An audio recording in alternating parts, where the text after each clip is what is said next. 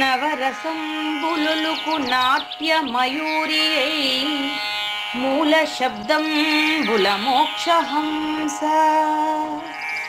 నవరసంబులుకు నాట్య మయూరియై మూల శబ్దంబుల మోక్షహంస. పరమ పవిత్రమౌ పరమాత్మ గీతయే నేడు నాట్యం బాడుచుండెగనుమా. పరమ పవిత్రమౌ పరమాత్మ గీతయే నేడు నాట్యం బాడుచుండెగనుమ. మునిరతనార్యులు మోదిల్లు శిష్యుండు, మునిరతనార్యులు మోదిల్లు శిష్యుండు సహజాచలుని కంఠ శబ్దరీతి. అజ్ఞానతిమిరంబులంతంబుజేయ అనాదిబోధను వినుము ఆర్యులార. అజ్ఞానతిమిరంబులంతంబుజేయ అనాదిబోధను వినుము ఆర్యులార. వినుము ఆర్యులార. తెలిపే జ్ఞానేశ్వరుల్ గీతం దివ్యరీతి. తెలిపే జ్ఞానేశ్వరుల్ గీతం దివ్యరీతి. ఆణిముత్యమీ గ్రంథము అచలులార. ఆణిముత్యమీ గ్రంథము అచలులార. ఆదరించిరి గీతను అచల ఋషులు గురుని వాక్కుగా గ్రహించి గురుతుగనుడు. ఆదరించిరి గీతను అచల ఋషులు గురుని వాక్కుగా గ్రహించి గురుతుగనుడు. హరి ఓం శ్రీ గురుభ్యో నమః. ఓం నమో భగవతే వాసుదేవాయ. ఓం నమో నారాయణాయ. ఓం నమః శివాయ. ఓం నమః శివాయ.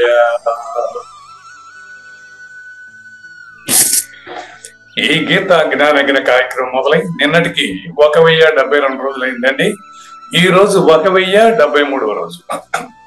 ఈ గీత జ్ఞానగిన కార్యక్రమం సంకల్పించి నిర్వహిస్తున్న శ్రీ విద్యాసాగర్ గురువు గారికి, శ్రీ వెంకటేశ్వర గురువు గారికి శ్రోతలందరి తరపున ధన్యవాదాలు, వందనాలు. ఈనాటి కార్యక్రమంలో పాల్గొన్న ఆత్మస్వరూపులైన శ్రోతలందరికీ కైవల్యాసనం తరపున, అలాగే శ్రీ శివరామ దీక్షితుల వారి అచల యూట్యూబ్ ఛానల్ తరపున హృదయపూర్వక స్వాగతం, వందనాలు. గురుదేవులు సహజాచల రాజయోగి శ్రీ పూజారి వెంకటేశ్వర గురువు గారిని కార్యక్రమం ఆరంభించమని కోరుతున్నానండి. సర్వము గురువుమయము, సర్వము గురువుమయము. భవరోగ వైద్యుడతడని తెలియుము, సకల విద్యల నిలయము. దక్షిణామూర్తి అతడని తెలియుము. మూగవాణి మాటను, ఈ మూగవాణి మాటను శ్రోతలు కోటలు దాటింతురు. గురుకృపా సిద్ధితోనే నేనెంత ఆనందముందినానో. నిజయోగి శ్రీకృష్ణుడు నిజ భక్తుడైనట్టి అర్జునుండు. వీరి సంవాదామృతం జనుల రమణ పాలిట అమృతం. వేదవ్యాసుడు దీనిని జనుల యద వికసించునట్లుగాను మహాభారతమందున వెలిగించే కోటి సూర్యుల వెలుగుతో నిత్య సత్య శాశ్వతమైన పరిపూర్ణంలో లేఖనే జరుగుతున్నట్లుగా మనకు తెలియబడుతున్న పవిత్రమైన శ్రీమద్ భగవద్గీత జ్ఞానేశ్వరీయ జ్ఞాన యజ్ఞంలో ఇవాళ 1074వ రోజు, 73వ రోజు.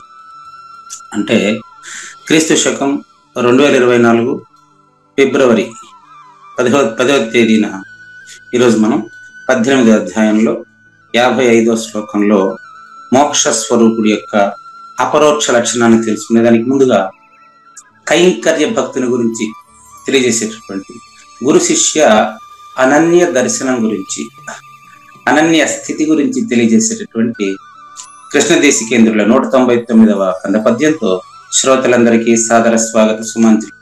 శ్రీ గురుభ్యో నమః. శ్రీమద్భాగవత కృష్ణదేశిక ప్రభువులు రచించిన 292 కందార్థ దరువులు సంపూర్ణంగా జ్ఞానయజ్ఞంలో రోజుకొకటి చొప్పున వ్యాఖ్యానించబడిన విషయం శ్రోతలకు విదితమే. ఈ కందార్థ దరువులను రచించిన 19 సంవత్సరాల వరకు అవి ముద్రణకు నోచుకోలేదని, వాటిలోని నిగూఢ భావాలను మరింత స్పష్టం చేస్తూ రచయిత క్షరాక్షరోపాధి ద్వయదోషరహిత పరమతత్వ కందములు 261 రచించారని, తదుపరి సద్గురు శుభాశీస్సులతో ఈ రెండూ కలిపి ఒకే పుస్తకంగా ముద్రించారని పెద్దలు చెప్పగా విన్నాం. పుస్తకం ఇప్పుడు మన భక్తులతో చాలా మంది దగ్గర ఉంది. ఈ కందపద్యాలు భగవద్గీతకు ఉత్తర గీత వలె సద్గురు భక్తులకు కందార్థ దరువులలోని ఎన్నో సమస్యలకు సమాధానమై విలసిల్లుతోంది. ఎంతో ఉపయోగకరమైనటువంటి ఈ కందపద్యాలను రోజుకు ఒక్కొక్కటి చొప్పున వివరించాలని అడిగిన ప్రత్యక్ష శ్రోతల కోరిక మేరకు జ్ఞానయజ్ఞంలో శ్రీకృష్ణ పరమాత్మ సందేశానికి ముందే ప్రతిరోజు కృష్ణ ప్రభువుల దర్శనం మహద్భాగ్యంగా భావిస్తూ ముందుకు వెళదామా? పతి భక్తి గల యువతి వలె సతతము గురు భక్తి కలిగి సచ్చిష్యుడు ఇలన్ స్థితి గుదుర సేవ చేయును ప్రతిరహిత అద్భుత చరిత్ర పరమ పవిత్ర. ఈరోజు శీర్షిక చూడండి, కైంకర్య భక్తి. కైంకర్య భక్తి. భక్తి ఉండదు, భక్తి ఉంటే కైంకర్యం ఉండదు, రెండు ఏదైనా ఒకటే. అది కైంకర్యం అనేది నిజమైన భక్తి. అదేనండి. లేక మనకు అర్థం కావడం కోసం కొన్ని పర్యాయ పదాలు ఉపయోగిస్తాం. అంటే కైంకర్యమైనాక ఇంక భక్తి ఉండదు. కైంకర్యమైనాక ఇంక భక్తుడు ఉండడు, అక్కడ భక్తి మాత్రమే ఉంటుంది. భక్తుడు అనేది ఇంక లేదు. నిద్రపోయేంత వరకు నిద్రపోయేవాడు ఉంటాడు. నిద్రపోయిన తర్వాత నిద్రపోతున్నవాడు ఉన్నట్టు నిద్రపోతున్న వాడికి కూడా తెలీదు. నిద్ర మాత్రం అట్లే ఇక్కడ భక్తుడు ఉండడు, భక్తి ఉంటుంది. అది ఒకటే, అదే నువ్వు. నువ్వు పూజారి వెంకటేశము కాదు, నువ్వు కావూరు నాగేశ్వర ప్రసాద్ కాదు, నువ్వు గురువు కాదు, నువ్వు శిష్యుడు కాదు. దాన్ని భార్యాభర్తలతో మన సంస్కృతిని అనుసరించి, భారతదేశ సంస్కృతిని అనుసరించి భార్యాభర్తలకు ఉండేటువంటి అనన్యతను పోలిక చేసి చెబుతున్నారు. ఇది కూడా మంచి ఉపమానం అండి, బాగుంది. ఎలాంటి భక్తి శిష్యుడికి గురువు పట్ల ఉండాలి, ఎలాంటి భక్తి శిష్యుడి పట్ల గురువుకు ఉండాలి. కొత్తగా ఉంది కదా. శిష్యుడి పట్ల భక్తి అనేది అంత ఏమో గురుగారు. అదే మీకు ఇప్పుడు శిష్యుడికి గురువు పట్ల భక్తి మాత్రం విన్నారు మీరు అంతే. ఈరోజు శిష్యుడి పట్ల గురువు భక్తి ఉండాలి అనేది ఇప్పుడే వింటున్నారు కదా. అది ఎక్స్ప్లెయిన్ చేస్తాను. ఇప్పుడు మీరు శిష్యుడా గురువా? నేను శిష్యుడే కదా.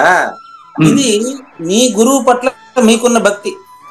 అవును, మీరు శిష్యుడనే చెప్పారండి, ఒప్పుకోండి. మీరు శిష్యుడని చెప్పారు.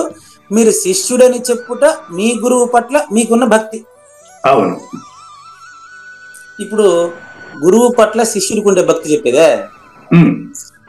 నేను మిమ్మల్ని నా గురువుగా భావించకపోతే మీ దగ్గర నేను ఇన్ని రోజులు బోని అవుతానా? కానీ గురువు గారు గురువు గారు ఏమండి, గురువు గురువే, గురుస్థానం గురువు గారు. అవును, ఎవరు లేదన్నారు. ఆ శిష్యుడు గురుస్థానం రావచ్చు గాక, కానీ గురువు గురువే. గురువుకి ఎప్పుడు గురువైన వాడైనా కూడా శిష్యుడే వాడు. అవును, శిష్యుడు మాత్రం, శిష్యుని స్థాయి కరెక్టే మీరు చెప్పేది. శిష్యుని స్థాయిలో గురు శిష్యులు వేరు, మీరు చెప్పేది కరెక్ట్ అండి. నేనదే చెప్తున్నా తండ్రి. గురువు స్థానం గురువుదేనని, నేను గురువు కానని మీ నిర్ణయం. అదే గురుతత్వం. అదే గురుతత్వం. ఎట్లా అనేది ఇక్కడ చెప్తానండి. చెప్తున్నా కదా, 2024 వరకు వ్యాఖ్యానాలు చూస్తుంటే అప్డేట్ అవ్వట్లేదు. మనం అప్డేట్ అవుదాం. ఇప్పుడు కందార్థ దరువుల్లో గురు శిష్య అన్యోన్య దర్శనము అని టాపిక్ హెడ్డింగ్ పెట్టాడు ఆయన. వీటికి పెట్టలేదు. కంద పద్యాల్లో హెడ్డింగ్ పెట్టలే, వీళ్ళు మధ్యలో కల్పించుకొని ఆ హెడ్డింగ్ తెచ్చి దీనికి అతికిచ్చారు. నేను అలా అతికించలేనే. చూడండి, దీనికి టైటిల్ పెడతాను చూడండి, గురు శిష్య అనన్య దర్శనం. అది అన్యోన్య దర్శనం. అక్కడ ఇది అనన్య, ఇది నా అనుభవం అండి. మరి నాకు స్వతంత్రత లేదా వ్యాఖ్యానం చేయడానికి? కనుక ఇది ఏమంటారు, పతి భక్తి గల యువతి వలే. దీనికి నేను మరి కొత్త పద్ధతిలో చెప్తాను చూడండి. ఇది పాత పద్ధతి. కొత్త పద్ధతిలో అదే అర్థం వస్తుంది చూడండి. అంటే నేను కొత్తగా చెప్పట్లేదు, కొత్తగా చెప్తున్నా తప్ప కొత్తది చెప్పట్లేదండి. కొత్తగా చెప్తా, చెప్పింది గురువు చెప్పిందే, నేనేం దానికి ఏమి యాడ్ చేయను. దీన్నే మారుస్తాను చూడండి. ఇప్పుడు నేనేం మార్చిపోతున్నాను, మీకు ఇవాళ అవగాహన అయి ఉండాలి. దీన్ని రివర్స్ చేయండి. పతి భక్తి గల యువతి వలే. యువతి అనే మాట చెప్పారు. మెయిన్ సత్య యువతి అన్నారు. అదేమి కేవలం భార్య అని వదిలిపెట్టలేదు. యువతి అంటే వయసులో ఉన్న స్త్రీ, మగువ. భర్త పట్ల తనకు అనన్యత ఉంటుందట. కానీ సతిభక్తి గల భర్త వలె ఇక్కడ ఎక్కడ ఉపయోగించలేదు కదా గురువు గారు. అదే కదా ఇప్పుడు కొత్త పద్ధతి. అదే కొత్త పద్ధతి. సతి భక్తి బదులు కూ పెట్టండి సరిపోతుంది. ఏం గణాలు కూడా మిస్టేక్ ఏం రాదు. అదే గురువు గారు, పద్యం భంగమేం కలగదు. సతి భక్తి గల యువకు వలే. నీ లేదనొచ్చు, నీ ధృతం సూత్రం ప్రకారం. అదేనండి. యువతి యువకుని వలె. నీ అవసరం లేదు, గణాలు మిస్టేక్ జరుగుతుంది కాబట్టి సతి భక్తి గల యువకు వలె. కొత్తగా పెళ్ళైనప్పుడు భర్త పట్ల భార్యకి ఎంత భక్తి ఉంటుందో తన పట్ల ఆపోజిట్ ఏమంటారు స్పౌజ్ కి ఇద్దరికి ఒకటే రకమైన భక్తి. మళ్ళీ కథ మళ్ళీ వాళ్ళ మనస్తత్వాన్ని బట్టి మళ్ళీ ఏమేం చేస్తారు అది నాకు వద్దు. ఇప్పుడు ఇది అన్యోన్య ఏమంటారు దీన్ని, ఆ కనెక్షన్ అంటారా? ఇది అనన్య కనెక్షన్. అన్యోన్య కాదు, అది నేను చెప్తాను. అనన్య కనెక్షన్. Okay okay.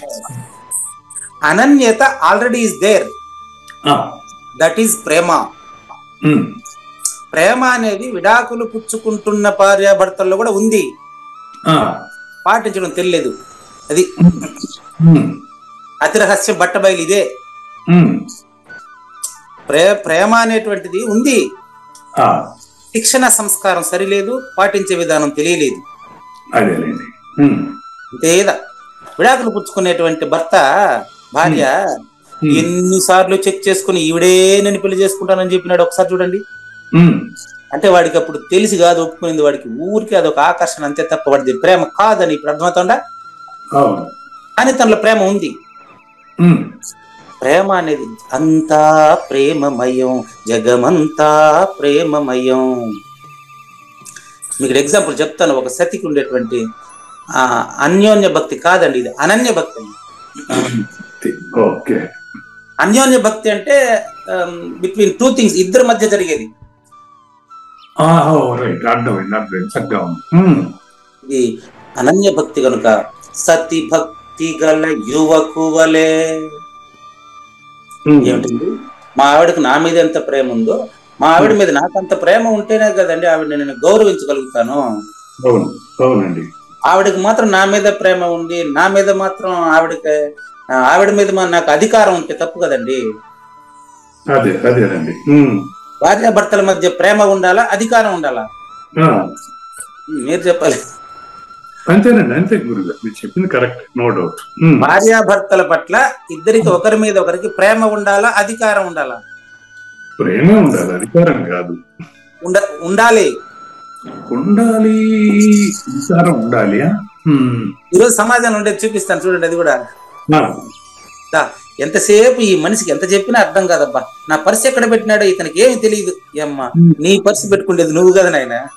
అవును, ఇది అధికారం. ఎంతసేపు నా సెల్ ఎత్తుకోవాల్సి వస్తుంది, ఇతనితో భలే పెద్ద వేగలేకపోతున్నాడు. ఈవిడ సెల్ ఎత్తుకున్నది అతనితో వేగలేకపోతుందంట చూడు. ఇది అధికారం కాదు, 10 ఏళ్లలో ఉండే విషయం ఇది. అదే ఇది అన్యోన్య అనన్యత కూడా కాదు ఇది. ఇంకా అనన్యత ఎప్పుడు వస్తుంది అని చెప్పి అధికారమే మీరు అన్నట్టు. అధికారం పనికిరాదు, అన్యోన్యం కావాలి. అన్యోన్యత అనన్యతకు దారి తీయాలి. అన్యోన్యత అనన్యతకు దారి తీయాలా? అదట్లా అనన్యత అన్యోన్యతకు దారి తీయాలి ఏమండి? అనన్యతే అనోన్యతకు దారి తీయాలిగా కాదండి, ఇద్దరు అనుకుంటున్నారు. చెప్తాను. అన్యోన్యము వీళ్ళది అన్యోన్య దాంపత్యం అంటారు. అవును, అంటే ఒకరి మీద ఒకరికి ప్రేమ ఉందని అర్థం. పరస్పర పరస్పర అన్నప్పుడు ఇద్దరు వస్తారు. అవును, కానీ అనన్యంలో పరస్పరం అనే మాట రాదు. పరస్పర ఓకే. తానే తన భర్తగా, తానే తన భార్యగా ఫీల్ అవుతాడు. అప్పుడు అదే చెప్తున్నా కదా, మీరు చెప్పేటువంటి దానికంటే అనన్యత అనేది కైంకర్యమునకు సంబంధించిన వ్యవహారం. అది ఇది దీక్షితుల వారు వాడతారు బృహద్వాసిష్టంలో, కైంకర్యము అంటాడు. అనన్యత కైంకర్యం, రైట్. ఇది భగవంతుడికి భక్తుడికి ఉండే సంబంధం. అవును, భగవంతుడికి భక్తుడికి ఉండే సంబంధం భార్య భర్తల మధ్య ఉండొద్దా?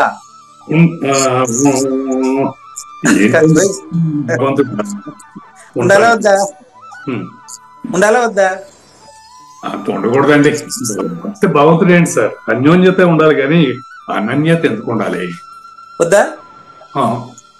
అయితే భార్య భర్తను వేరుగా చూడమంటారా? వేరుగా అనోన్యంగా ఉండమంటున్నాం మనం, అంతే. పరస్పరంగా ఉండడం అంటే పరస్పరం ఒకరిని ఒకరు గౌరవించడం అండి. అవును. అనన్యతగా చూడడం అంటే ప్రేమించడం అండి. ప్రేమ అనే పదానికి అర్థం చెప్తానండి. పూర్ణ మూల్యము. ఇప్పుడు మా అమ్మ నా పట్ల చూపిన దాని పేరు ఏం పేరు? అనన్య ప్రేమ. ఇప్పుడు మీరే చెప్పారు చూడండి. సరే, ఇంకొక విషయం, నేను నా కూతురు పట్ల చూపించే ప్రేమ, పట్ల చూపే ప్రేమ ఏమండి? మీరు మీ అమ్మగారి పట్ల చూపే ప్రేమ అదే అట్టే ఉండాలా వద్దా? అంటే రెండు ఉన్నాయి ఇక్కడ. మళ్ళా అక్కడ అనోన్యతకి వెళ్ళిపోతుందిగా, వెళ్ళిపోతా అలాగే అయిపోయిందిగా. ఇది మంచి విషయం. అనన్యత అర్థం కానంత వరకు అన్యోన్యంగా ఉండడానికి ట్రై చేస్తాం. చాలా ఇంపార్టెంట్ అండి, మంచి ప్రశ్న మీరు వేసింది. అనన్యత తెలియనంత వరకు అన్యోన్యంగా ఉండడానికి ట్రై చేస్తాం. అక్కడ ట్రై చేయడం ఉంటుంది.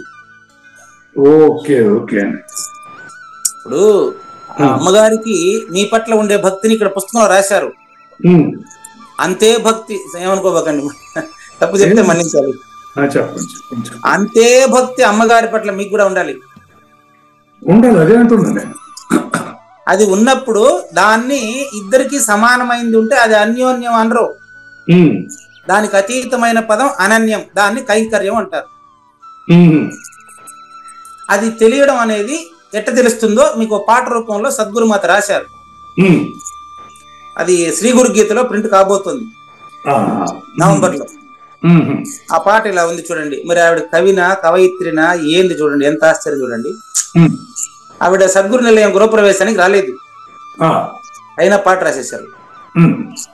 ఆవిడ కవయిత్రి కాదు, అంతకు మించింది. ఆమె ఈ జ్ఞాన యజ్ఞాన్ని వింటూ వింటూ ఆవిడ చూపించినటువంటి అనన్య ప్రేమ ఎలాంటిదో చూడండి. చెప్పలేని ఆనందం విధియని చెప్పలేను సద్గురుదేవా. ఇంకోలై నాకు గుర్తులేదండి. చెప్పలేని ఆనందం విధియని, అక్కడే ఫస్టే చెప్పలేని అన్నారు. చెప్పలేని ఆనందం విధియని చెప్పలేను సద్గురుదేవా. తను మన ధనములు వీడిన ఇంకా నీ నా భేదము లేదింకా. తను మన ధనములు వీడిన తదుపరి నీ నా భేదము లేదింకా. ఇదే అనన్యత. చాలా బాగుంది, చాలా బాగుంది. ఇదే అనన్యత. అద్భుతం. ఆవిడ గ్రూప్ లో రాసి పాడారు. చాలా బాగుందండి, అమ్మగారికి ధన్యవాదాలు. కానీ మరి ఆశ్చర్యకరమైన మరో విషయం ఉంది ఇక్కడ. ఆవిడ యొక్క పతిభక్తి ఎలాంటిదో తెలుసా? ఆవిడ పతిభక్తి ఏదో ఒక చిన్న కరెక్షన్ ఉండే అది పాడే దాంట్లో. అప్పుడు ఫోన్ చేశారనమాట. ఫోన్ చేస్తే ఆమె ఏమంటారంటే, గురువు గారు ఇప్పుడు మా వారికి డిస్టర్బ్ అవుతుంది, అంటే ఒకరోజు నిద్రపోతున్నారు, ఒకరోజు వాళ్ళ ఆయనకు భోజనం పెట్టాల్సిన పరిస్థితి. 2 రోజులు నాకు ఆ 2 రోజులు బాగా గుర్తుంది అనుకుంటాను నాకు. మళ్ళీ ఆవిడ అడగబోతుంది బాగుండదు. ముందుగా అంటే వారి సంతృప్తి పూర్తయిన తర్వాతనే మీతో మాట్లాడతాను అని చెప్పారు సవినయంగా. అంటే ఆవిడ భర్తలో గురువుని చూసిందా లేదా? ఇది అన్యోన్యం ఎలా అవుతుంది? ఇది అనన్యమే అవుతుంది. అన్యోన్యానికంటే అతీతమైనటువంటి భక్తి అవుతుంది. పతిభక్తి కాదు అది. పతిలో ఆమె శ్రీ మహావిష్ణువుని సద్గురుమూర్తిని చూడడమే అది. పతిలో ఆవిడ అంతటి భావాన్ని చూడటానికి కారణం పతి కూడా కారణమే ఉండొచ్చు గురువు గారు. కరెక్ట్ గా ఇప్పుడు ఆమె లైన్ లో ఉంటే ఇదే అంటారు. ఇప్పుడు మీరు మళ్ళీ ఇదేదో ఇంకా బాగుంది చూడండి. అయి ఉంటుంది కాదు, ఎందుకు మీరు అయి ఉంటుంది అని చెప్పాల్సిన అవసరం ఏముంది? ఆడ లైన్ లో ఆమె చెప్పారు కదండి, చెప్పలేని ఆనందం విదయని చెప్పలేను సద్గురుదేవ, తను మన ధనములు వీడిన ఇంకా నీనా భేదము లేదు ఇంకా. తను మన ధనముల్ని అక్కడ సమర్పించిన తర్వాత ఆయన కారణమా కాదా అని ఈవిడ చెప్పరు. ఒకసారి ఆయన అడుగుదాం. ఆయన అడిగాను నేను, ఆయన అది కూడా మీకు చెప్తాడు. ఆయన అడిగితే ఏం చెప్తారు తెలుసా? అయ్యగారు మీకు అమ్మగారు సౌకర్యంగా ఉంటున్నారా, లేదా ఎంతసేపు ఈ భక్తిలోనే ఉంటున్నారా అంటే ఆయన చెప్పిన మాట వింటారు మీరు. ఎంతసేపు భక్తిలోనే ఉన్నట్టుంది కానీ ఈ మధ్యలో నాకు ఎలాంటి అసౌకర్యం లేదు. ఎంతసేపు ఈ పద్యాలు ఇవి రాసుకుంటూ ఇది ఉండినప్పటికీ మరి ఆమె ఎంతసేపు ఇంట్లోనే ఉన్నారు అన్నారు. అప్పుడు మళ్ళీ ఒక ప్రశ్న వేసాను నేను, మరి ఇంతకీ దాని గురించిన ఆమె ఉండేటువంటి ఆ స్థితి గురించి మీ అభిప్రాయం ఏంటి అంటే, నాకు కూడా అదంతా నేర్చుకోవాలని ఉంది కానీ నా పని తీరికలో ఇంకా రాలేకపోతున్నాను. ఆయన సహకరించడం కాదు అది, ఇంకా ఆయన కూడా ఈ విధంగా నేను తెలుసుకోవాలనేటువంటి ఒక కోరిక అతనిలో రేకెత్తించినటువంటి సద్గురు మాత వాళ్ళ గురువు గారు వేసినటువంటి బీజం అది. బాలికగా ఉన్నప్పుడు చిన్న వయసులో ఆవిడికి మంత్రోపదేశం జరిగింది. అది జ్ఞానయజ్ఞంలో పుష్పించింది. జ్ఞానయజ్ఞంలో పాటలు రాయడంతో దాని ఇష్టంగా పరిమళించింది. కాబట్టి ఇప్పుడు అక్కడ పతి సతి ఇద్దరు లేరు. ఏమని అడిగితే ఏం చెప్తుందో ఆయన అడిగితే అదే చెప్తాడు. కాబట్టి ఆయన కారణం ఏమి ఉండొచ్చు అంటే ఈవిడ కార్యం అయిపోతారు. అది కార్యకారణ సంబంధమే కాదు, వాళ్ళిద్దరిది అనన్య సంబంధము. అనన్య సంబంధం రెండోది లేదు. వ్యవహారమే. వ్యవహారంలో ఆమె అక్కడ 2వ లైన్లో చెప్పారు కదండి, తను మన ధన భ్రమ వీడిన తదుపరి నీనా భేదము లేదింకా. అన్యోన్యతను ఇప్పుడు మీకు నేను తెలియజేస్తుంటే అనన్యతకు మీరు నాకు తెలియజేయాలి. అది నేను చెప్పేది. మన ఇద్దరు ఉంటే అన్యోన్యం అండి. మీకు నేను, నాకు మీరు బోధలో సహకరించాలి, సద్గురు భావాన్ని ప్రపంచానికి వెలిగించాలి అనేది అన్యోన్యత అండి.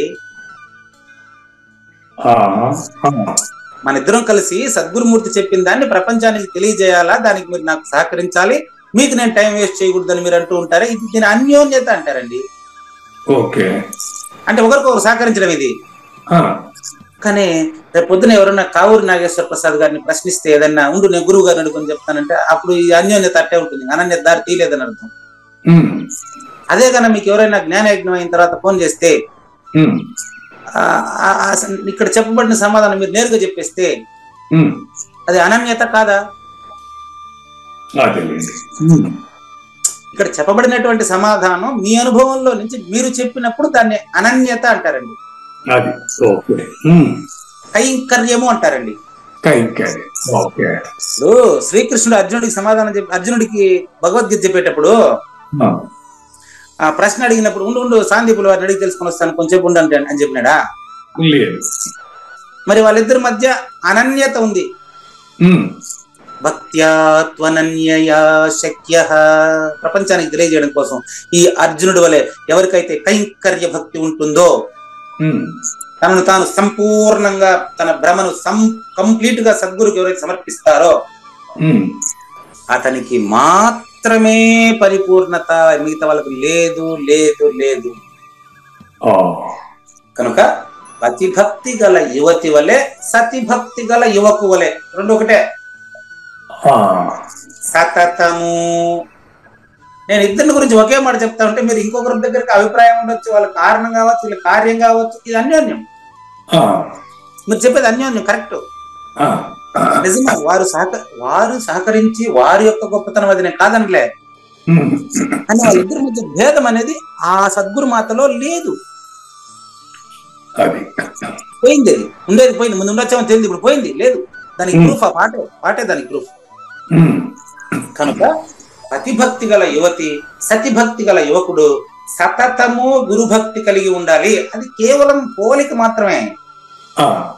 ఇక్కడ ఆమె గురువు, ఆయన శిష్యుడు, ఆయన గురువు అయితే ఈమె శిష్యుడు, వాళ్ళిద్దరిలో ఎవరు గురువు అని నన్ను అడగబాకు మీరు, అదే అనన్యం. ఈవిడ సద్గురు మాత కదండి, ఉపదేశం తీసుకున్నారు, ఆయనకు ఉపదేశం చేయలేదు, ఇది అన్యోన్యం. ఆయనకు ఉపదేశం అవసరం లేదండి, ఆమె సాంగత్యంలో ఉండి ఆయన మిగతా నామ మాత్రమే. సద్గురుమాత బోధించినట్టు, అందుకని అటేడు తరాలు ఇటేడు తరాలు తరిస్తాయి అంటాడు దత్తాత్రేయ స్వాములు వారు. సద్గురుమాత ఎప్పుడైతే, నేను ఎందుకే వాళ్ళ పేరు చెప్పలేదు, అవసరం కూడా లేదండి, ఆదర్శం కోసం ఆ మాట వాడుతున్నా అంతే. చూసుకోండి, ఇక్కడ ఎప్పుడైతే సద్గురు మాత వాళ్ళ గురువు గారు ఎప్పుడో ప్రసాదించినటువంటి మంత్రం ఆమె అనుష్ఠానం కిందికి వచ్చేసిందో, ఆ తర్వాత అంతకుముందు 7 తరాలు, ఆ తర్వాత 7 తరాలు తరించబడుతారు అనేటువంటి ఒక నానుడి ఉంది సమాజంలో. దాని అర్థం ఏంటంటే 7 తరాలు అంటే జన్మలని కాదండి, సంకేతార్థం చెప్పేదే. సప్తధాతువుల భ్రాంతి ఇంకా వాళ్ళకు ఉండదని అర్థం. సప్తధాతువులతోనే శరీరం అండి, సప్తధాతువులతో ఇంకా వాళ్ళకి అవసరం లేదు, సప్తధాతువుల భ్రాంతి వాళ్ళకి లేదని అర్థం అండి.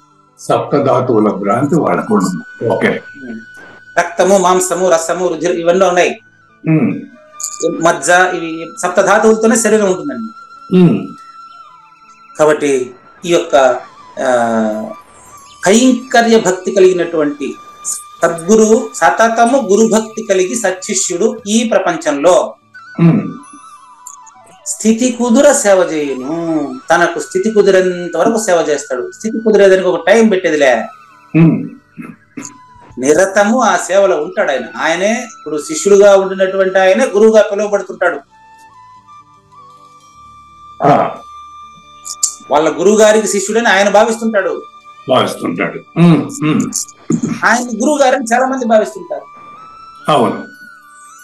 ఇది ప్రతిరహిత అద్భుత చరిత్ర.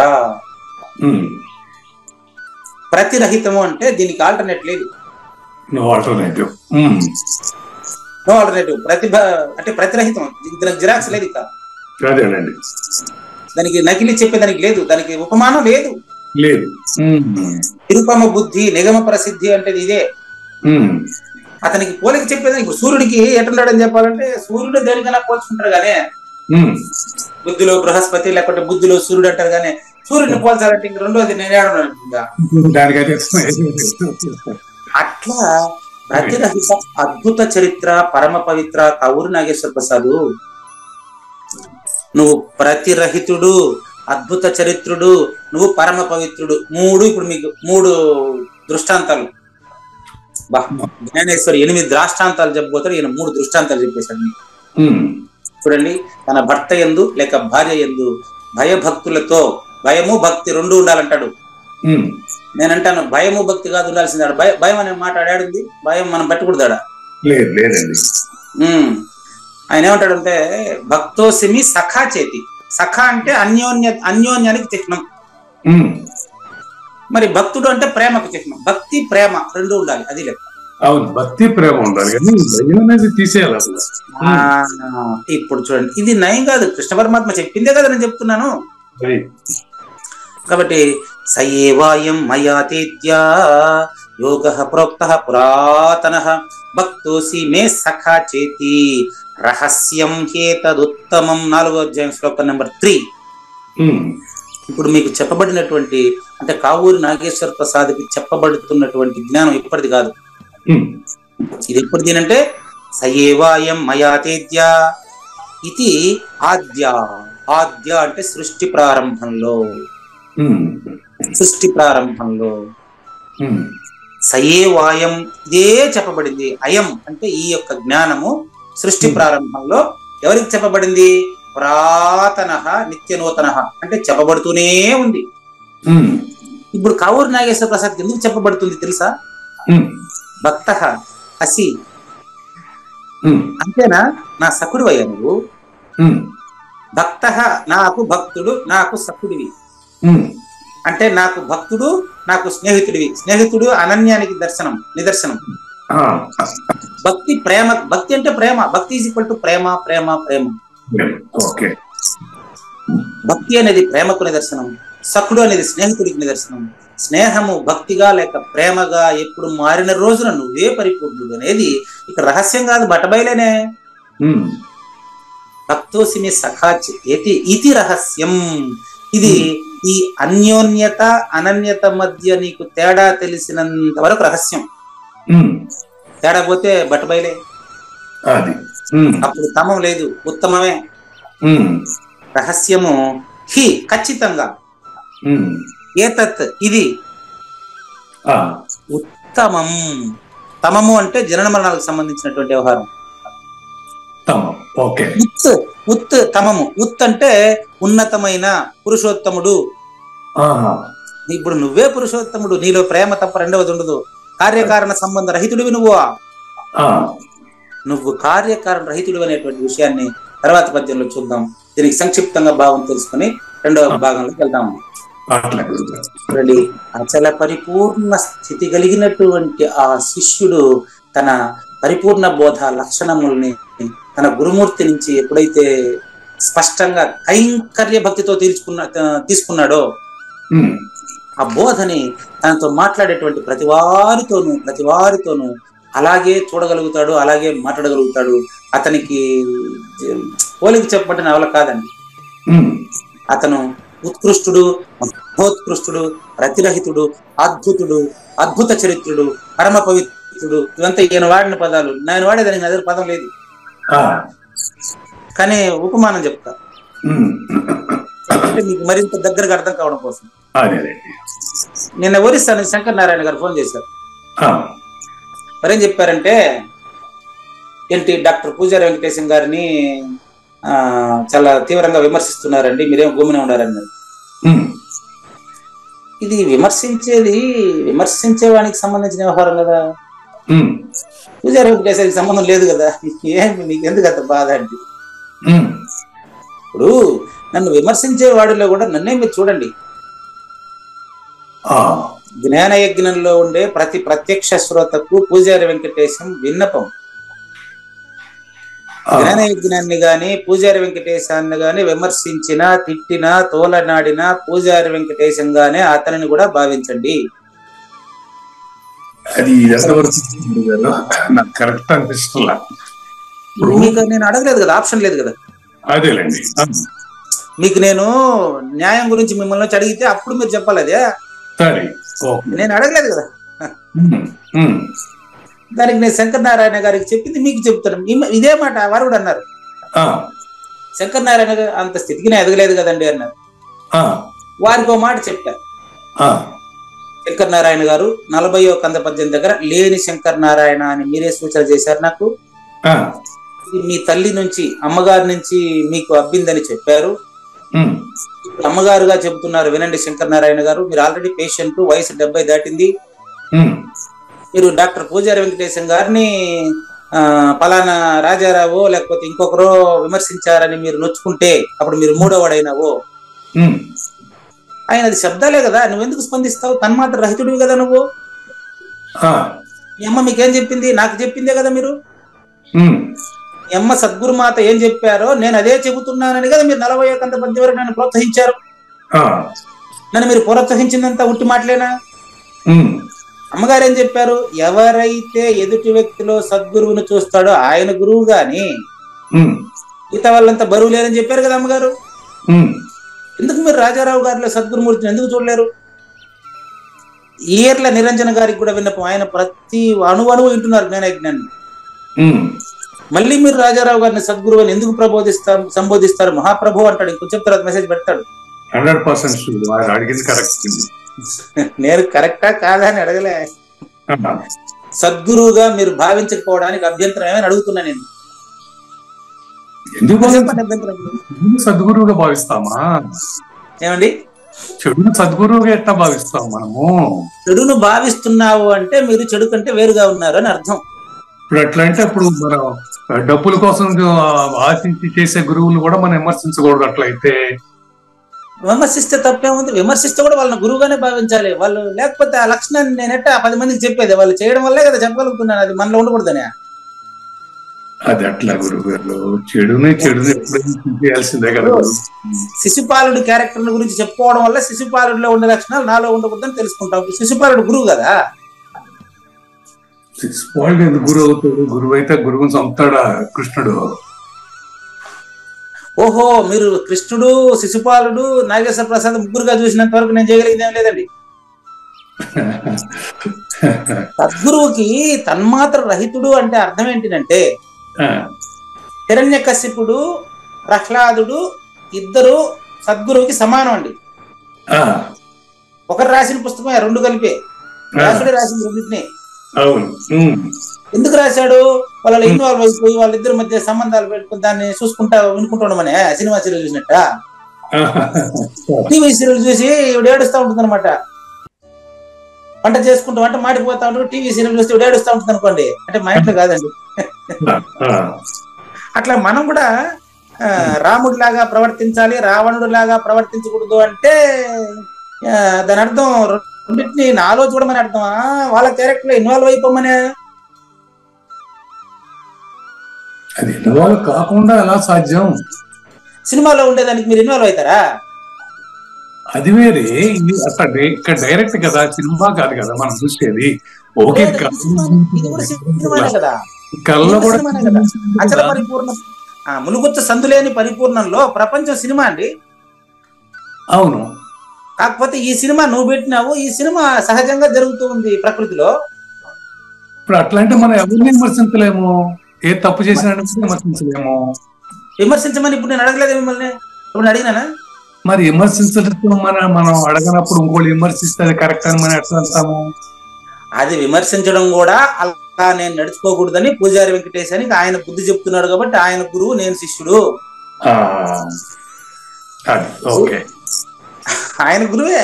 లేకపోతే అటువంటి లక్షణాలు మిగతా వాళ్ళు ఉండకూడదు అని తెలియడం కోసమే అది. రావణాసురుడు, రాముడు ఇద్దరు పాత్రల్ని చూసినంత వరకు మీరు భక్తులే అవుతూ ఉంటారు. ఆ ఇద్దరి కంటే అతీతమైనటువంటి రాముడు అంటే రమించువాడు, అచల పరిపూర్ణతలో మీరు రమించువాడైనప్పుడు ఆ కథను ఉపయోగించి మీ అనుభవం నుంచి మీరు కొత్త కథ చెప్తారు.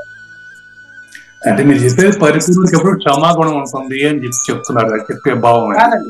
కాదండి, పరిపూర్ణుడికి క్షమాగుణం ఉండడం కాదు. పరిపూర్ణుడు గనుక క్షమాగుణం ఉన్నట్టు మనకు తెలుస్తుంది. దానికి అది మనకు తెలియడమే తప్ప ఆయన కొత్తగా ఉండడం కాదు, ఆయన సహజ లక్షణం అది. ఆ విషయాన్ని 1073 రోజు జ్ఞానయజ్ఞం 2వ భాగంలో మనం స్పష్టంగా తెలుసుకుంటాం. అంటే 20 నిమిషాల టైం ఉంది మనకు. మరి అనన్య భక్తి లేక కైంకర్య భక్తి అనేటువంటి మంచి అంశాన్ని సతీపతుల యొక్క దృష్టాంతంతో తెలియజేసిన ఆ యొక్క కృష్ణ ప్రభువులకి, ప్రశ్నించిన మీకు ధన్యవాదాలు తెలియజేస్తూ, ఈ అతి ఉత్తమమైనటువంటి గొప్పదైనటువంటి బోధను మనం 18వ అధ్యాయం 55వ శ్లోకం ద్వారా ఈరోజు తెలుసుకుంటామండి. అక్కడ అదే భక్తి ఇక్కడ స్టార్ట్ అయింది చూసుకోండి. అదే భక్తితోనే స్టార్ట్ అయింది ఈ శ్లోకం కూడా. భక్త్యా త్వనన్యయా శక్యః అహమేవం విధో అర్జున. ఇది 11వ అధ్యాయంలో కూడా చెప్పారు ఇదే మాట. అదే అనన్య భక్తి ఉంటేనే భక్త్యా మామభిజానాతి యావాన్యశ్చాస్మి తత్వతః తతో మాం తత్వతో జ్ఞాత్వా విశతే తదనంతరం. అటువంటి అనన్య భక్తి చూడండి, కృష్ణ ప్రభు ఇంతసేపు చెప్పింది కూడా సతిపత్రులను ఉదాహరణగా చెప్పి అనన్య భక్తిని గురించి చెప్పడమే. అటువంటి అనన్య భక్తి కలిగినటువంటి కావూరి నాగేశ్వర ప్రసాద్ గారు అచల పరిపూర్ణని 8 ద్రాష్టాంతాలండి, అష్టవిధ ద్రాష్టాంతాల స్పష్టత ఇవాళ. అష్టవిధ ద్రాష్టాంతాల స్పష్టత ఎందుకు? మీరు పరిపూర్ణులని. వింటున్న ప్రతి శ్రోత పరిపూర్ణుడుగా అపరోక్షత చెందడం తప్ప మీకు వేరే మార్గం లేదు. నాయమాత్మ బలహీనైన లభ్యతే. బలహీనుడికి అంటే బలహీనుడంటే తన్మాత్రల వైపు వెళ్లేవాడికి, రెండవది ఉందని ఆలోచించినటువంటి వాడికి ఈ భక్తి కుదరదు. అన్యుని దర్శనమే జరగలేదు, అనన్య దర్శనం ఎట్టొస్తుంది? కనుక వింటున్నటువంటి కావూరి నాగేశ్వర ప్రసాద్ గారు మీరు పరిపూర్ణులు, మీరు పరిపూర్ణులు, మీరు పరిపూర్ణులని స్పష్టమైన అష్టవిధ ద్రాష్టాంతాల స్పష్టత విందామా? ఇప్పుడు గురుగారు రెండోది లేనప్పుడు గురువు మీద భక్తి ఎలా కలుగుతుంది గురుగారు? ఏమండి, రెండోది లేదనుకుంటే శిష్యుడు గురువు మీద భక్తి ఎలా కలుగుతుంది? శిష్యుడు గారికి గురువు పట్ల కలిగేది అన్యోన్య భక్తి. రెండవది లేదని అప్పుడు తెలియదు అతనికి. మీరు అడిగిన ప్రశ్న చూడండి, రెండవది లేనప్పుడు శిష్యుడికి గురువు పట్ల కలిగేటువంటి భక్తి ఉంది, అది అన్యోన్య భక్తి. మరి రెండోది లేనప్పుడు ఇంకా భక్తి ఏముంది అక్కడ? భక్తి మాత్రం ఉంటుంది అక్కడ, భక్తుడు ఉండడు. అప్పుడు చెప్పేదానికి భక్తుడు మీరు ఉండరాడు, అంటే నాగేశ్వర ప్రసాద్ ఉండడు, అది మాత్రం ఉంటుంది. నిద్రలో మీరు చెప్తారా? లేదండి, లేదు. కానీ మీరు ఉన్నారు లేదా? అట్లా బాగున్నాడు. అటువంటివే 8 చెప్తారు. ఇప్పుడు అదేనండి 8 చెప్పబోతుంటే మళ్ళీ మీరు ప్రశ్నించారు అంతే. మీరు మొదలు పెట్టమంటేనే మొదలు పెడతాను. నంబర్ 1 ఆనందం. రాసుకోండి, తీసుకోండి. నిన్న కొనసాగింపండి. బ్రహ్మ గాని ఆత్మ గాని ఏ పేరు చెప్పింది లేదంట కదా. ఏ శబ్దము వెలువరించకుండానే బాగా హృదయపూర్వకంగా లేదు అని నీ చేత చెప్పబడును, సౌండ్ రాదు. ఇక్కడ నేను నాగం.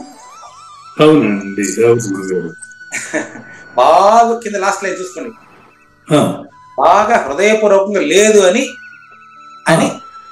చెప్పబడును. నువ్వు చెప్తావు కాదు, చెప్పబడును. అంతవరకు అయింది నిన్న. విమర్శించే వాళ్ళకు కూడా మంచి ఆ విషయం నాకు చెప్పారు, చాలా సంతోషం. జ్ఞానేశ్వరిని అడగాల విమర్శించే వాళ్ళు, పూజారి వెంకటేశాన్ని కాదు. విమర్శించే వాళ్ళు ఎవరిని అడగాలి పోయి చూసుకోండి. ఇక్కడ ఉండే పదాన్ని ఎక్స్టెండ్ చేస్తున్నాను అంతే, నేనేం వ్యాఖ్యానం చేయడం లేదండి. హృదయపూర్వకంగా కావూరి నాగేశ్వర ప్రసాద్ ఈ పేరు వింటున్న ప్రతి శ్రోత అప్లై చేసుకోండి.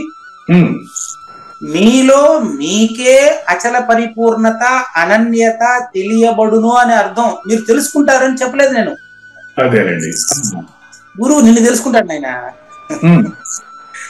అక్కడ జ్ఞానము అజ్ఞానము గురించిన ఎలాంటి ఎరుక లేదు. అక్కడ చెడ్డవాడు మంచివాడు అని తెలియదు. కానీ సరైనట్టు నీకు ఎర్రగా అది నిన్ను తెలుసుకుంటాది. నువ్వు దాన్ని తెలుసుకునేది లేదు. చీకటి పోయి వెలుతురు కాలే, వెలుతురే చీకటి ఉన్న చోటికి వచ్చేస్తుంది నాయన. సరిపోయినా? అంతేలేండి. మొదలు పెడదామా? అచ్చట ఎచ్చట చీకటి ఉన్న చోటనే వెలుతురు వచ్చిన చోట ముందున్న వెలుతురుకే వెలుతురు తెలిసింది తప్ప కొత్తగా చీకటి మధ్యలో వచ్చినట్టు తెలిసింది అంతే, గుర్తుపెట్టుకోండి.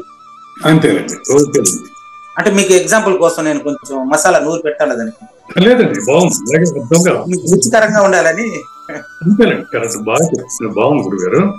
అక్కడ బోధ వల్లనే బోధకు చెప్పబడును. ఇక్కడి నుంచి 8 బోధ వల్ల బోధ. ఇప్పుడు చెప్పేది దృష్టాంతం కాదు, ద్రాష్టాంతం. దృష్టాంతానికి ద్రాష్టాంతానికి తేడా తెలుసుకుందామండి. ఇంతవరకు చెప్పిన అందుకే గురువును కంటిన్యూగా ఫాలో అవ్వాలి ఎవడైనా గాని. ఇంతవరకు చెప్పినటువంటి అన్యోన్యము దృష్టాంతమునకు ఉదాహరణ. అన్యోన్యం ఇంకొంచెం వివరించండి గురుగారు, కొంచెం కన్ఫ్యూజ్ గా. చెప్తాను. అన్యోన్యం ఈజ్ ఈక్వల్ టు దృష్టాంతం అండి. ఓకే. దృష్టాంతము అంటే అర్థం ఏంటంటే రెండింటిని పరస్పరం ఉపయోగించి చెప్పేది. ఓహో, రెండింటిని పరస్పరం ఉపయోగించి చెప్పే దృష్టాంతం. ఓకే, అది అన్యోన్యం. అది ఓకేనండి. అక్కడ స్నేహితులు గాని, భార్యాభర్తలు గాని, తండ్రి బిడ్డలు గాని, తల్లి కొడుకులు గాని, తల్లి కూతుర్లు గాని, ఎవరైనా అన్నదమ్ములు గాని ఇద్దరుంటారు. ఏది దృష్టాంతంలో రెండు ఉంటాయి.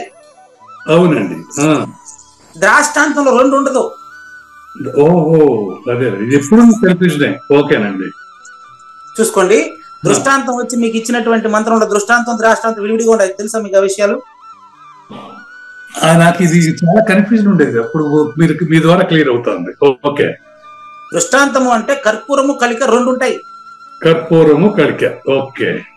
దాని దృష్టాంతం రెండు పెడతారు. ద్రాష్టాంతంలో రెండు ఉండదు. రెండు తింటే దీన్ని ఎలా ఉదాహరణగా ఎలా తీసుకోవాలి దీన్ని? అదే కదా గురుముఖంగా తెలుసుకోవాలనేది. మీరు గురుముఖంగా తెలుసుకోలేదు కాబట్టి మళ్ళీ అడుగుతున్నారు. మీకు తెలిసిందే. ద్రాష్టాంతం చెప్పండి మంత్రంలో.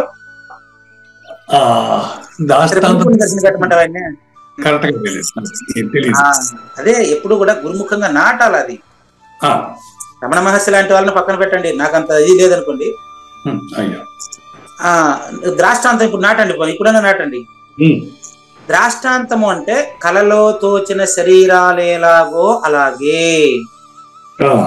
ఆ రెండు ఉన్నాయి చూడండి.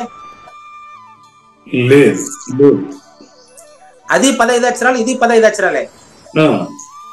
ఇప్పుడు కర్పూరము కలిక స్వప్నే ప్రతీయమాన అని రూపాని యథా తథా అనేది 15 అక్షరాలు.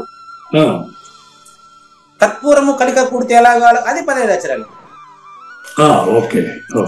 కానీ దానికి దీనికి అది పరిపూర్ణ దర్శనంలో ఉంది, రాసి పెట్టినానండి ఆల్రెడీ. మీ దగ్గర పుస్తకం ఉందండి? అదే పుస్తకం ఉంది, మస్తకంలోకి ఇంకా ఎక్కలేదు మనకు. నాకు చూసుకోండి. ఆ దృష్టాంతంలో కర్పూరము కలిక రెండు వాడతారు. ద్రాష్టాంతంలో రెండు ఉండదు. రెండు ఉండదు. ఆ రెండు ఉండనప్పుడు ఏది ఉందో అదే పరిపూర్ణం.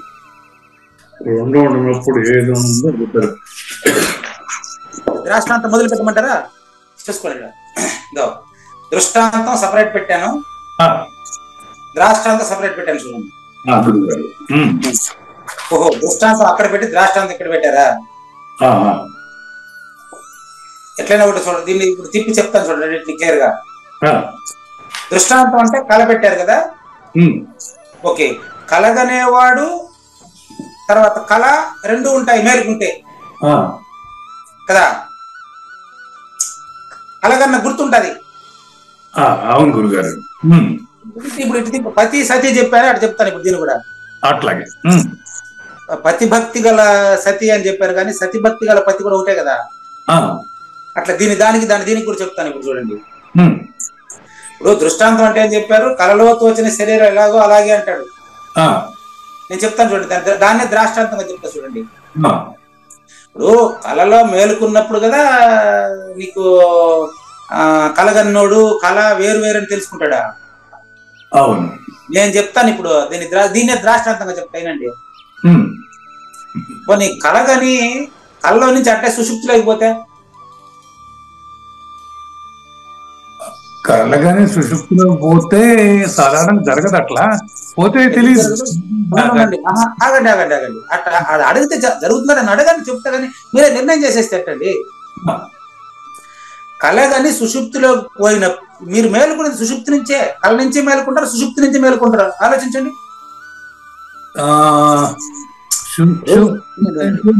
పీడ కళ కన్నప్పుడు భయపడి లేసుకుంటారండి. అవును. ఆనందమైనటువంటి కళ, అమ్మగారు మీకు పాయసం ఇస్తున్నట్టు కలగన్నారు అనుకోండి, హాయిగా నిద్రపోయినారు అనుకోండి. అట్నే ఆ నిద్రలో కలగనేవాడు లేదు, మెలకువలో ఉండేవాడు లేదు కదా. అవును. ఇప్పుడు అదే ద్రాష్టాంతంగా బోధించబడింది కదా సద్గురువు చేత మనక. కానీ చాలా కన్ఫ్యూజన్ ఉంది. వ్యవహారీత్యా మనం ఉపయోగించేది ద్రాష్టాంతం అంటే వ్యవహారీత్యా మనం దేన్ని ఏ రకంగా ఏ ఉదాహరణ తీసుకుని అర్థం చేసుకోవచ్చు. ఇప్పుడు చెప్తానండి. ఇప్పుడు దీనికి ప్రూఫ్ కందపద్యాలు కూడా ఉన్నాయి. ప్రూఫ్ అవసరం లేదని మీరే నాకు ప్రూఫ్ మీరే చెప్పాలి. ప్రూఫ్ ఇప్పుడు కళ మునిగిన రీతినే కంద పద్యం ఉంది, అది పక్కన అది వద్దు. ఇప్పుడు మనకు నీరు కావాలి, ఇప్పుడు నాకు ప్రూఫ్ గా. ఓకే. మీరు ఎప్పుడైనా కళ్ళలో నుంచి మేలుకున్న సందర్భాలు ఉన్నాయా లేవా? ఉన్నాయి, ఎప్పుడు ఉన్నాయి కదా. ఉండండి. ఈ సైకిల్ ఎట్ట అంటే, మూడవస్థల సైకిల్ ఎట్ట అంటే, ఇప్పుడు ఉండేది జాగ్రత్త అండి, దీని తర్వాత వచ్చేది సుషుప్తి అండి, అవును, దాని తర్వాతనే కళ అండి. ఓకే గురుగారు, క్లియరా? క్లియర్. ఓకే. జాగ్రత్తల నుంచి నేరుగా కళ లేదండి. ఓకే, అంతేలేండి. జాగ్రత్తల నుంచి నిద్రపోవాలా, నిద్రపోయినాక వచ్చేదాన్నే కళ అంటారా? అంతేలేండి, అంతేలేండి. అంతేనా? అంతేనండి, అంతే. ఓకే. ఇప్పుడు మళ్ళీ ఇంకోటి చూపిస్తా. ఇప్పుడు నేను చెప్పింది, ఇప్పుడు దీన్ని దృష్టాంతాన్ని ద్రాష్టాంతానికి ఎందుకు అని ఇప్పుడు దీని విమర్శలు వస్తాయి మళ్ళీ సమాజంలో, దానికి ఇప్పుడే చెప్పేస్తున్నా మీకు. దీన్ని ద్రాష్టాంతంగా చెప్తాను. ఇప్పుడు చెప్పింది దృష్టాంతం. ఏది? కల్లో నుంచి మీరు మేలుకున్నారనుకో, కల్లో నుంచి మేలుకు రావచ్చు, మంచి కలగని, మంచి కలగన్నానని చెప్తావు మేలుకుంటే, తప్పులేదు. అందుకని దృష్టాంతంగా పెట్టారు దాన్ని. దాన్నే ద్రాష్టాంతంగా ఉపయోగిస్తారు. చూడండి, మీరు ఇది జాగ్రత్త, దీంట్లో నుంచి సుషుప్తి వస్తుంది, సుషుప్తి నుంచి కలగనండి. ఓకే, కలగన్న కల్లో నుంచి మేలుకున్న సందర్భాలు ఉన్నాయని ఇంతకుముందు ఒప్పుకున్నారు. కళ కూడా లేకుండా గాఢంగా నిద్రపోయినప్పుడు అమ్మగారు మిమ్మల్ని తట్టి లేపిన సందర్భాలు లేవు. అవును. అంటే కళ నిద్రలోకి పోతుంది, మెలకువలోకి వస్తుంది, అది మధ్యలో ఉండేది. అది ఈ రెండిటికి కారణం సుషుప్తి ఒకటేనండి. ఈ రెండు కార్యాలండి. సుషుప్తి అనేది కారణం అండి. కాబట్టి కళ మునిగిన రీతిలో దృష్టాంతం ద్రాష్టాంతంగా పరిణమించిందో లేదో చూసుకోండి. దీన్ని తెలియజేయడం కోసం మళ్ళీ ద్రాష్టాంతం ఒక వాక్యం చెప్పి మళ్ళీ రెండు పెట్టారు, కర్పూరం కలిగి పెడుతున్నారు. చూడండి, ఇప్పుడు దీన్ని ఇంతకు ముందు మీకు దృష్టాంతంగా చెప్పారు, దీన్ని ద్రాష్టాంతంగా చెప్తా చూడండి. ఇప్పుడు మొదటిది అయిపోయింది, దృష్టాంతం ద్రాష్టాంతంగా చెప్పారు. ఇప్పుడు ద్రాష్టాంతం దృష్టాంతంగా చెప్తా చూడండి. కర్పూరము కలిక, ఇది ఇంకా అద్భుతంగా చెప్తాను దీన్ని. కలిక అంటే అగ్ని అండి, అది చెప్తారు ఇక్కడ కూడా. కర్పూరము అగ్ని రెండు ఉంటాయి కదా, దీన్ని ద్రాష్టాంతంగా చెప్పేసి చాలా మంది నాకు తెలిసిపోయిందని అనుకుంటూ ఉండాలి, అది పక్కన పెట్టండి. ఏమండి, కర్పూరము కలిక రెండు కూడిన తర్వాత అగ్ని రూపం ధరించి లేకపోయిన తర్వాత బయట లేదు, సరే ఈ తలకాయలు రెండు ఉంటాయి, ఈడు లేకపోతే రెండు ఉండదు. అవునా కాదా? అవును. వీడి మైండ్ లో కర్పూరం కలిగి రెండు ఉంటాయి. మీరు అడుగుతా ఉండదు ప్రతిరోజు అట్టే కదా నన్ను, ముందు రోజు చెప్పిన సమాధానాన్ని మరుసటి రోజు ప్రశ్నగా మార్చి అడుగుతున్నారు అంటే అర్థం ఏంటంటే ఇంకొంచెం అవగాహన కావాలని అర్థం, అంతే కదా. కాబట్టి కర్పూరము కలిక దృష్టాంతంగానూ చెప్పొచ్చు, ద్రాష్టాంతంగానూ చెప్పొచ్చు. కళను కూడా దృష్టాంతంగా చెప్పొచ్చు, ద్రాష్టాంతంగా చెప్పొచ్చు. ఇలాంటి అష్టవిధ ద్రాష్టాంతాలు 8 చెప్తున్నారు. ఇప్పుడు వినండి, జ్ఞానేశ్వరి దగ్గరికి అండి. మనకి 8 ద్రాష్టాంతాలు 8 నిమిషాలు ఉన్నాయి, అదన్నా పూర్తి నేను చూద్దాం. చూసుకోండి. నెంబర్ 1, ఆనందంతో ఆనందం కౌగిలించుకున్నట్లు. ఆనందం కౌగిలించుకున్నట్లు. ఓకే. దీన్ని ప్రేమ అంటారు, దీన్ని అనన్యత అంటారు. ఇది అన్యోన్యం కాదు. రెండేడున్నాయి, రెండు ఆనందాలు అయినప్పుడే కదా ఆనందం బాగుంటుంది. అంటే ఆనందంతో కౌగిలించుకున్నట్టు, ఇది అనన్యం. 8 అవే అంతేనండి. చూడండి, ప్రూఫ్. నా కూతురు కూడా ఎప్పుడు ఇదే చెప్తూ ఉంటాను నేను. నేను కాబోయే భర్తను బాగా చూసుకోవాలి అని అనుకున్నావు అనుకో, నీకు వచ్చేటువంటి భర్త ఎలాంటి వాడైనా వాడిని నువ్వు మార్చుకుంటావు. డిజైన్ చేయలేవు, కొత్తగా ఆల్రెడీ పుట్టుంటాడు కదమ్మా. వాడు వచ్చేటువంటి వాడు అబ్బాయికి ఏం చెప్పాలి? నాయన వచ్చే అమ్మాయిని బాగా గౌరవంగా చూసుకోవాలి, ఆమెకి ఎలాంటి లోటు లేకుండా చూసుకోవాలని బోధించారనుకోండి, సమస్య లేదు. దీన్ని ఆనందం కౌగిలించుకోవడం అంటారు. అటు కాకుండా ఆడపిల్ల నేంద్ర నువ్వు అట్టనేది అనేది ఒక మాట, ఆడపిల్ల నీకెందుకు ఇంత అట్లా తగ్గించి పెంచారనుకోండి, అట్లా మార్చి పెంచారనుకోండి పెంపకం, అక్కడ పెళ్లి అయినా కట్టే ఉంటది. ఇంకొక అమ్మాయిని మాత్రం ఈవిడ అంటే ఒక ఇంట్లో ఉండేటువంటి ఆవిడ ఇంకొక ఇంట్లో ఉండేటువంటి ఆవిడ విమర్శిస్తా ఉంది, ఈవిడ స్త్రీనే ఆవిడ స్త్రీనే. ఇదే అనన్యత నేర్పారనుకోండి చిన్నప్పటి నుంచి, పెళ్ళయిన తర్వాత సమస్యలు రావు. విడాకులకు దారి తీస్తా ఉండేటువంటి ఒక ప్రధానమైన ధోరణి ఈ రోజు సమాజంలో ఉంది. ఓ డిగ్రీ కాలేజీ ప్రొఫెసర్ గా చెప్తున్నాను, డిగ్రీ కాలేజీలో ఉండేటువంటి పురుషులు గాని స్త్రీలు గాని పెళ్లికి విముఖత చూపిస్తున్నారండి. చాలా పేరెంట్స్ నా దగ్గర చెప్తూ పెళ్లికి ఒప్పించమని చెప్తున్నారండి, నాతో సహా. వాళ్ళ బిడ్డ పెళ్లి వయసు వచ్చినప్పటికీ పెళ్లి చేసుకోవడం లేదండి. కారణం ఏంటి? సర్వే చెప్తున్నా మీకు నేను. కారణం ఏంటంటే పెళ్ళయిన తర్వాత విడాకులకు దారి తీస్తుంది. ఆ పెళ్ళే నాకు వద్దు అని స్త్రీ పురుషులు ఇద్దరు ఇప్పుడు పెళ్లిగా విముఖంగా ఉన్నారండి. ఈ సమాజం ఎక్కడికి దారి తీస్తుందో చూడండి. కనుక దయచేసి శిక్షణ సంస్కారాన్ని ప్రతి కుటుంబంలోనూ బోధించండి. స్త్రీ పురుషుల మధ్య సమానంగా గౌరవం ఉండాలని చెప్పండి. అప్పుడు వాళ్ళ తర్వాత భావి జీవితం స్పష్టంగా ఉంటుంది. చూసుకోండి, ఆనందంతో ఆనందం కౌగిలించుకోవడం నంబర్ 1. సుఖముతో సుఖమే భోగించబడుట నంబర్ 2. నంబర్ 3 లాభమునకే లాభం. ప్రతిదానికి మీకు ఉదాహరణ కూడా చెప్తా కావాలండి. లాభమునకే లాభం ఇది అంటే నా అనుభవాన్నే కదా చెప్తాను ఉదాహరణగా. ఏమండి పత్తిళ్ళు బాగా అనుభవించండి అంటూ ఉంటారు నా ఫ్రెండ్స్ అంతా కూడా. అదేంటయ్యా ఇల్లుని అనుభవించడం ఏంది? నేను ఇంటికి పత్తిళ్ళు పాతిళ్ళు అనేది ఏం లేదు కదా నాకు. నేను ఎక్కడుంటే అదే నా ఇల్లు. ఇప్పుడు అనుభవించడం ఏముంది నాయన? పత్తిళ్ళుని అనుభవించేది ఏంది? ఇల్లు మట్టి ఇసుక రాళ్ళతో కట్టిందే కదా, దాన్ని అనుభవించేది ఏందయ్యా? ఇది లాభమునకే లాభం. ముందే లాభంగా ఉండేవాడికి ఏం పెట్టి యదృచ్ఛ లాభ సంతుష్టో ద్వంద్వాతీతో విమత్సరః. ఆల్రెడీ లాభం పొందిన వాడికి కొత్తగా లాభం ఏమిస్తావు నువ్వు చెప్పు? ఆ లాభంలో ఆల్రెడీ బెనిఫిటెడ్. ఏం తెలిస్తే ఇంకేం తెలియాల్సిన అవసరం లేదు, అది తెలిసిపోయింది. ఇప్పుడు కొత్త ఇల్లు కట్టిన దానికి వాడికి ఏమైనా ప్లస్సా? ఇల్లు లేకపోతే మైనసా? లేదు, విషయ ప్రపంచాల్లోకి వెళ్ళరు వాళ్ళు. అది అది అయిపోయినా. నంబర్ 4 ప్రభయందే ప్రభ చేరును. సూర్యకిరణం నిన్న ఉన్న చోట ఈ రోజు కూడా ఉంది. మధ్యలో చీకటిని చూసి మనం ఏమనుకుంటాం, ఇదే పర్మనెంట్ అనుకుని వెలుతురు కావాలనుకుంటాం. జీవితంలో అన్వయం చేసుకోండి, సరిపోతుంది. ప్రభయందే ప్రభ చేరుట నంబర్ 4. ఆశ్చర్యమునందే ఆశ్చర్యం మునిగిపోవుట. నువ్వు అచల పరిపూర్ణుడు నువ్వు తెలుసుకున్నప్పుడు నేను అచల పరిపూర్ణుడు నువ్వు చెప్తావా? తన్మాత్రతో చెప్తావురా? ఎట్లా చెప్తావండి? ఊహం అని కూడా అనేది లేదు కదా. అదే కదా ఇంతకుముందు చెప్పింది నిన్న. ఊహం అనేది కూడా లేదు. ఆ హృదయమున నీకు పరిపూర్ణం నిన్ను తెలుసుకునేసింది ఆయన. నువ్వు తెలుసుకునేది ఏంది? ఇంకా నువ్వు ఉంటే కదా తెలుసుకునేది. నువ్వే పరిపూర్ణుడు తండ్రి. ఆ స్థితిలో నంబర్ 6 అండి, శమమునకు శాంతి. 2 పదాలు ఉంటే శమమునకు శాంతి. అదేది అది? నువ్వు ముందే శాంతిపరుడు తండ్రి. నువ్వు సముడు అయ్యా. ముందు అచల పరిపూర్ణుడు ఆయన నువ్వే. సృష్టికి ముందు సృష్టి ఉన్నప్పుడు సృష్టి తర్వాత అది నాయన నువ్వు. సృష్టి లేని తండ్రి. నువ్వు లేకపోతే సృష్టి లేదని తెలుస్తుంది, కానీ నువ్వు ఉండి సృష్టి లేకుండా పోవాలంటే కాదు నాన్న. నంబర్ 7 విశ్రాంతికి విశ్రాంతి. 7 లాస్ట్ 1 అనుభవం పైన అనుభవం స్వారీ చేస్తుంది. అనుభవం పైన అనుభవం అంటే ఇది నీకు ఇప్పుడు అనుభవం అయ్యేది కాదు.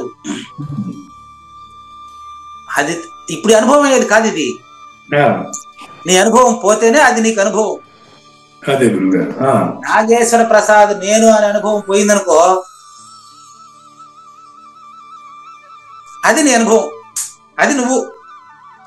మరి నిద్ర చెప్పాల్సిన అవసరం లేదనుకుంటాను మీకు.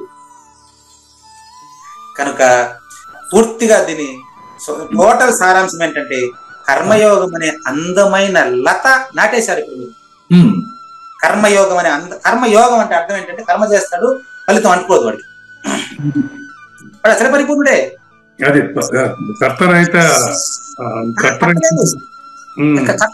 కర్త లేదు.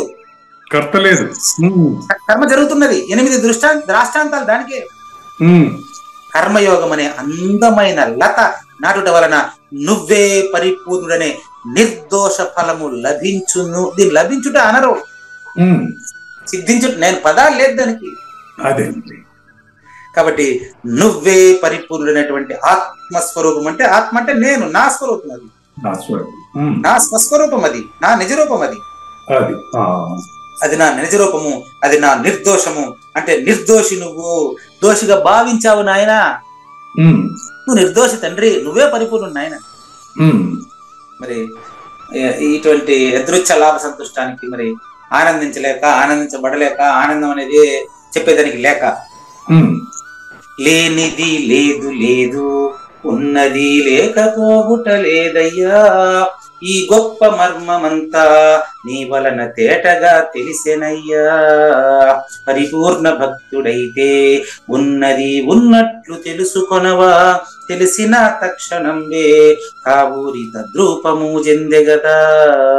శ్రీకృష్ణుని పలుకును సూటిగా తలపల మునిరత్నమే, శ్రీమించిన భావమై సద్గురువు చెప్పకనే చెప్పెను గదా. సద్గురాత్మ అండి.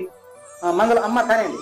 జయ మంగళం నిత్య శుభమంగళం, జయతు జయ మంగళం మహోత్సవ మంగళం.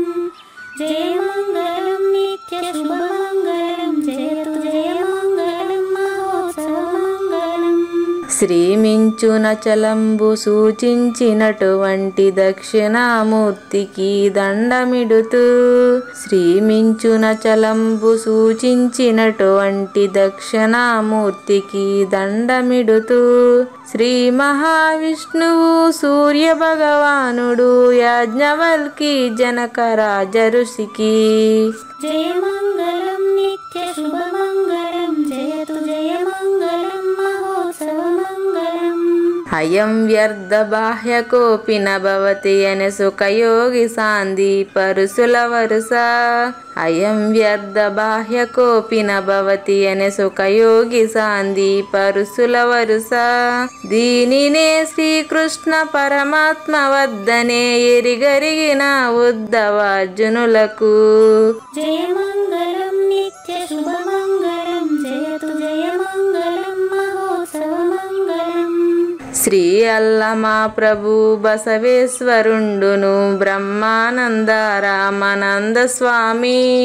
శ్రీ అల్లమా ప్రభు బసవేశ్వరుండును బ్రహ్మానంద రామానంద స్వామి. నవరసాలు లిఖించు నాట్యమయూరిగా గీతను మలచిన జ్ఞానేశ్వరులకు. జయ మంగళం నిత్య శుభమంగళం, జయతు జయ మంగళం మహోత్సవ మంగళం. కబీరు దాసుడు సహజానంద గురుడు రామావధూతయు రాజితముగా. కబీరు దాసుడు సహజానంద గురుడు రామావధూతయు రాజితముగా. అంబికా శివయోగి శ్రీవేమన నిరంజన వెంకయ్య తిరువెంగళార్యులకును. జయ మంగళం నిత్య శుభమంగళం, జయతు జయ మంగళం మహోత్సవ మంగళం. శ్రీ బృహద్వాశిష్ట సిద్ధాంతమును చేసి జనన మరణ భ్రాంతి జడుపు బాపి. శ్రీ బృహద్వాశిష్ట సిద్ధాంతమును చేసి జనన మరణ భ్రాంతి జడుపు బాపి. అచల సాంప్రదాయమవనిలో నెలకొలిపి అందించినట్టి శివరాములకును. జయ మంగళం నిత్య శుభమంగళం, జయతు జయ మంగళం మహోత్సవ మంగళం. మెప్పైన బోధల తిప్పలు బాపిన అప్పయ్య మంత్రియు అచల గురులు. మెప్పైన బోధల తిప్పలు బాపిన అప్పయ్య మంత్రియు అచల గురులు. పరశురామ సీతారామ స్వామి ప్రభులు నరసింహ యోగి గురువర్యులకును. జయ మంగళం నిత్య శుభమంగళం, జయతు జయ మంగళం మహోత్సవ మంగళం. కంద కందార్థముల నందించి బృందముకు రంది పాపిన కృష్ణ ప్రభువునకును. కంద కందార్థముల నందించి బృందముకు రంది బాపిన కృష్ణ ప్రభువునకును. పలుకులా కందనిది పరబయలు ఇది అని పలికిన ఫీల్కాన లక్ష్మణునకు. జయ మంగళం నిత్య శుభమంగళం, జయతు జయ మంగళం మహోత్సవ మంగళం. ఫీల్కాన లక్ష్మణుల ప్రియ శిష్యవర్యుండు అవధూతయని పేరావనియందు. ఫీల్కాన లక్ష్మణుల ప్రియ శిష్యవర్యుండు అవధూతయని పేరావనియందు. పాఠాలు నేర్పించి పీఠాలు ఏర్పరచి శంఖబా చాపిన వెంకటేశ్వరవదూతకు.